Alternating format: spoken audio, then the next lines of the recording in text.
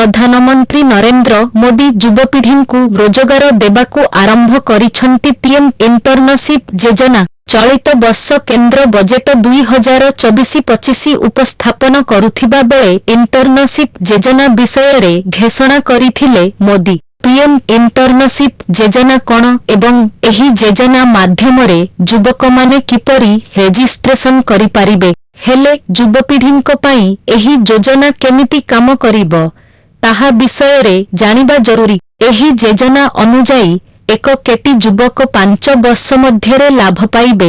युवक मानंकु श्रेष्ठ 500 कंपानी रे इंटर्नशिप जेगाई दियाजिबो, जेउठारे सेमानंकु मासकु 5000 टंका इंटर्नशिप भत्ता प्रदान कराजिबो। चयनित प्रतियोगींकु सरकारंक ठारू मासिक 4500 टंका स्टाइपेंड पाइबे एवं कंपानी गुड़िक अतिरिक्त 500 टंका प्रदान कराजिबो। 5 वर्ष मध्यरे एक केटी युवकंकु तालीम देबार लक्ष्य नहीं 2टी पर्याୟରେ एही इंटर्नशिप कार्यक्रम आरंभ हेबो। प्रधानमंत्री इंटर्नशिप योजना लाभ पाइबाकू युवक माने ऑफिशियल पोर्टाल माध्यम रे ऑनलाइन रे आवेदन करि पारिबे। इच्छुक प्रार्थींक बयस सीमा 21 रु 24 वर्ष हेबा उचित। आवेदन इच्छुक प्रार्थी अन्य केउठी फुल टाइम काम करू नथिबो।